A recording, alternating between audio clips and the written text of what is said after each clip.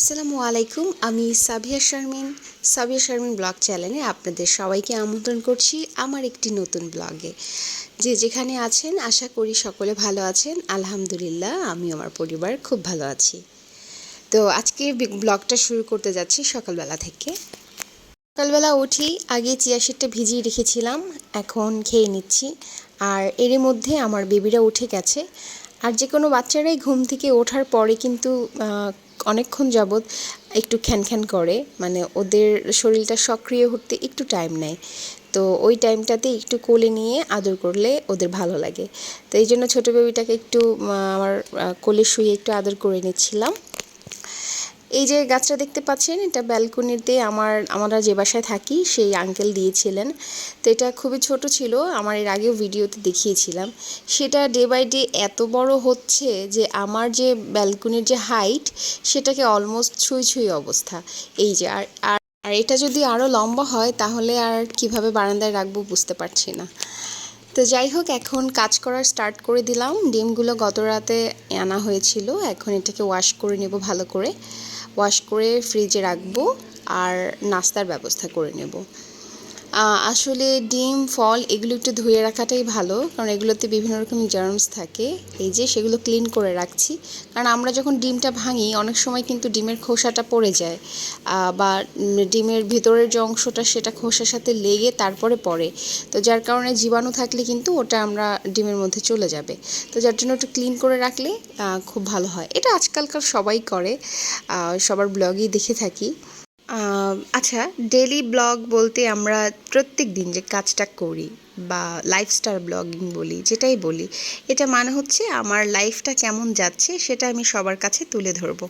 কিন্তু ইদানিং ব্লগগুলোতে হচ্ছে কি, ভালো লাগছে দেখতে, কিন্তু গতানুগতিক এক টাইপের ব্লগ হয়ে যাচ্ছে। মানে আমরা যারা গৃহিণী আছি তাদের ব্লগগুলো সবাই খালি কিচেনের যে ভিডিওগুলো আছে, রান্না প্লাস কিচেনের ব্লগ, কিচেনে কি কিনলাম বা কিচেন কিভাবে অর্গানাইজ করলাম, কিভাবে সাজালাম, এগুলোই শুধু আমরা দেখতে পাচ্ছি ব্লগে। কিন্তু ডেইলি লাইফের যে একটা রুটিন সেটা প্রপার কিন্তু আমরা পাচ্ছি না, দেখছি না। তো ব্লগিংয়ের মজা কিন্তু ওইটাতেই, যে একেবারে আনকাট যেগুলো দেখা যায়। অনেকের ক্ষেত্রে এটা হয় যে এডিট করে না, এভাবে আলাদা করে ভয়েস দিয়ে ডিরেক্ট যেটা হয় সেটাই ভিডিও করে আপলোড করে, ওটা আসলে ভিন্ন মজা। তো বাচ্চাদেরকে নাস্তা দিয়ে দিলাম, সাথে আমিও খেয়ে নিচ্ছি। ওদেরকে মগে করে দুধ দিলাম আর একটা ডিম ভাজি করে নিলাম। আগে ওদেরকে খাইয়ে দিব, পরে আমি খাবো। আজকে একদম শর্টকাট নাস্তার ব্যবস্থা করেছি। পাউরুটি দিয়ে দুধ খাবে ওরা আর ডিমও খাবে। মাঝে মধ্যে ডিফারেন্ট কিছু দেই, এক নাস্তা আমি প্রতিনিয়ত ওদেরকে দেই না।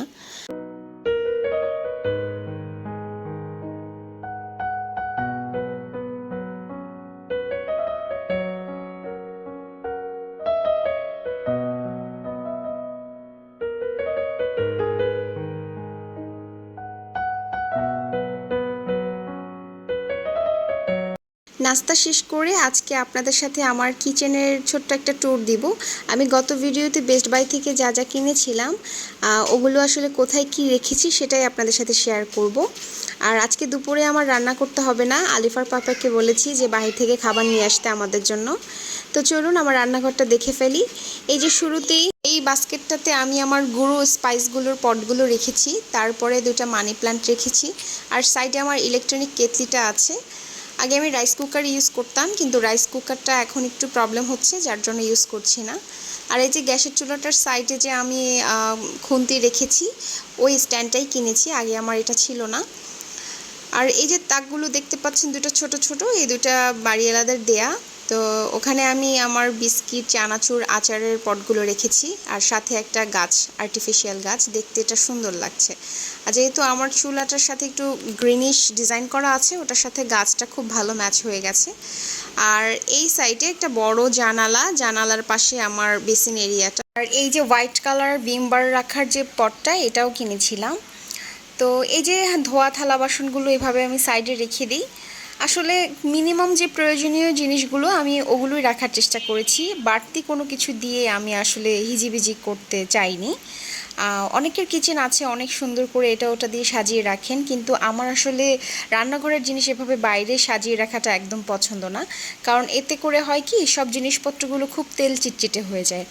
আর রান্নাঘর অত বেশি সাজানো আসলে শোভনীয় না। তো যার জন্য মিনিমাম যে জিনিসগুলো রাখলে একটু সৌন্দর্য বৃদ্ধি হয়, ওগুলোই আমার প্রয়োজনের সাথে সাথে রাখার চেষ্টা করেছি। তো এই যে এখন আমি রাতের রান্নার প্রস্তুতি, যা যা রান্না করব ওগুলো এখন থেকেই প্রিপারেশন নিয়ে রাখছি। আজকে দুপুরের যেহেতু রান্নার প্রেশারটা কম, তাই আমি কিছু বাড়তি কাজ করব। আমার ঘরটাকে একটু ডিপ ক্লিন করব, আর হচ্ছে ফার্নিচারগুলো ক্লিন করব। আর এই যে আমার বাচ্চারা এভাবে করেই খেলনা ছড়িয়ে ছিটিয়ে খেলা করে, টিভি দেখে, ওদের ইচ্ছে মতো চলে। আর আমি সেটাতে মোটেও বাধা দেই না, কারণ এই ছোটোবেলাটা আর কোথায় পাবে। আমার ঘর তো আমি টিপটপ রাখতেই পারবো। তো ওই যে আমার বেডরুমেও দুটো গাছ রেখেছি। আসলে গাছ আমার পুরো ঘরের সব জায়গাতেই একটু না একটু আছে। আমার গাছ খুব পছন্দ, তবে খুব বেশি না, হিজিবিজি লাগে। আমার আসলে অতিরিক্ত কোনো কিছুই পছন্দ না। তো যাই হোক, আর কোনো দিন যদি সুযোগ হয়, আমি আমার পুরো কিচেনটার একটা ট্যুর দিব আপনাদেরকে, পুরো ঘরের একটা ট্যুর দিব। আমার কিছু প্রয়োজনীয় জিনিস আছে, ওগুলো চলে আসলেই আপনাদেরকে আমি এই ট্যুরটা দিব।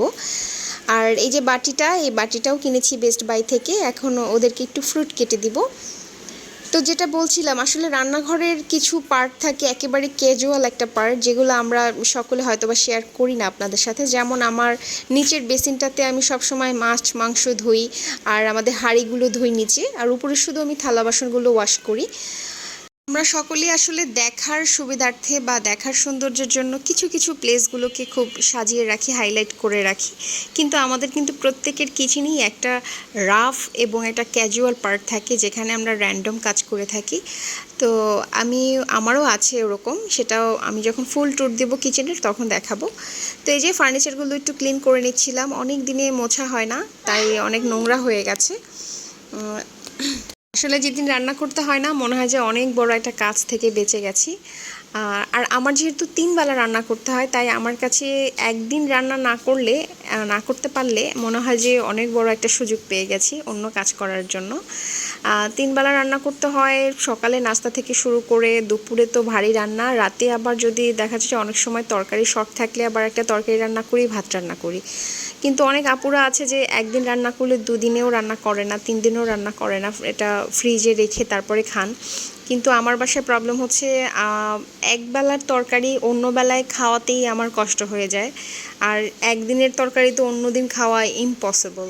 এটা শুনে আবার কেউ অন্য কিছু ভাববেন না, আসলে আমার হাজবেন্ডের, আমার সকলেরই গ্যাস্ট্রিকের খুব বেশি প্রবলেম। তো যার জন্য আমরা দেখা যাচ্ছে একটু তেল খাবার খেলে বা একটু বাসি খাবার খেলেই আমাদের প্রবলেম হয়। তো যার জন্য আমরা প্রত্যেক বেলাতেই তাজা রান্না করা খাবারটাই খেতে পছন্দ করি, তাতে আমাদের শারীরিক কষ্টটা কম হয়। তো এই যে আমি ক্লিন করে নিলাম আমার ড্রেসিং টেবিলটা। আসলে আমার ড্রেসিং টেবিলটা দেখাবো কি, নিচের জায়গাটাতে বেবিরা নেল পলিশ লাগিয়ে দিয়েছে, ওটা আমি উঠানোর চেষ্টা করলাম, বাট উঠলো না। মেয়েদের ড্রেসিং টেবিল আসলে বিয়ের আগেই পরিপাটি রাখা সম্ভব হয়, বিয়ের পরে বাচ্চা হওয়ার পরে আসলে এটা চাইলেও পসিবল হয় না।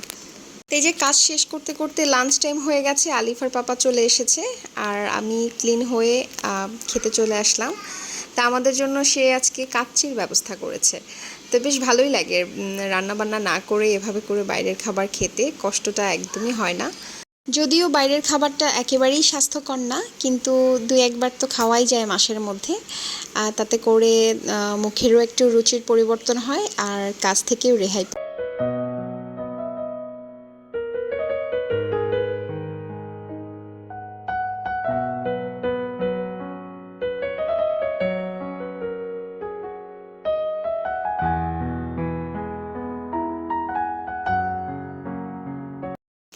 খাওয়া দাওয়া শেষ করে বিশ্রাম নিয়ে রাতের খাবার রান্না করতে চলে আসলাম। তো আজকের ভিডিও আমি এখানেই শেষ করছি। সকলের সুস্থতা কামনা করছি।